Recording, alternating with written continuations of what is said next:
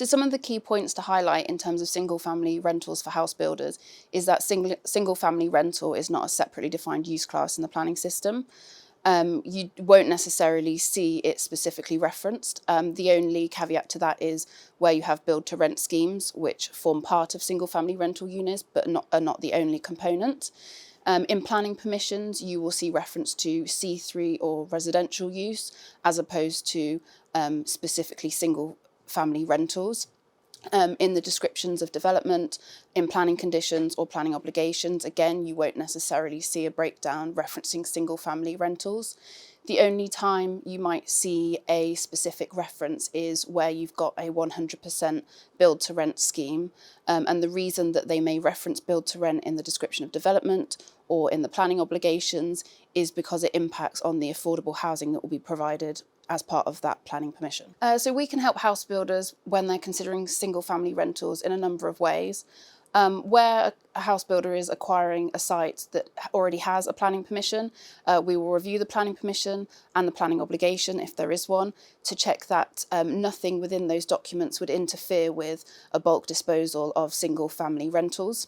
Where house builders are acquiring a site subject to planning, we will make sure that we are liaising with the house builder, the consultants and or the seller who are progressing the planning application, and we will feed into the planning documents any conditions and any planning obligations, again to make sure that nothing within those documents would interfere with the ability for a house builder to do a bulk disposal of single family rentals. Where house builders are speculating and looking at sites, we will feed into planning strategies. We would look at local planning authorities' policies to check again that nothing would interfere with a use or disposal of single-family rentals, and or where the local planning authority has specific requirements in relation to them, which need to be built into a deal and or the planning application. And then finally, if clients are looking to dispose of land and or single-family rentals, we would undertake a similar process in terms of reviewing the planning documentation to make sure that nothing prohibits this and there'll be no issues as part of the disposal. I and the team I'm part of are well placed with this work because we're a big team of planning solicitors. We have extensive experience in the market and we are negotiating planning obligations across England and Wales with a range of local planning authorities on a daily basis. We also have extensive experience in terms of the larger strategic sites where more bespoke drafting is required. In addition to acting for house builders, we also see the other side of the fence in acting for local planning authorities and funders. And this is really helpful as we have a good understanding of the market, what is reasonable and what can be agreed as part of the planning process and in acquisition and disposal documents. We are also really integrated in the planning profession and the planning world generally.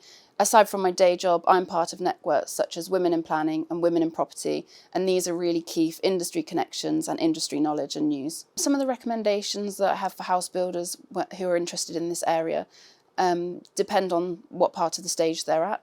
Where they are looking to acquire a site that's got existing planning permissions and or planning obligations, it would be to make sure that they review the planning documentations as early as possible to identify any issues which may arise when they're looking to do a bulk disposal of single family rentals. Again, they will need to engage with the seller and all those on the other side of the deal to rectify any of these issues and or make the deal conditional upon fixing them. When looking to apply for planning permission, which will include single-family rentals, the process is very much the same as any other application for residential development. The key is early engagement with the local planning authority, including in pre-application advice. This will helpfully flush out any issues or potential issues or policy requirements that relate to single-family rentals or build-to-rent schemes, and so that you can ensure that this is dealt with and incorporated into the deal and or any application for planning permission.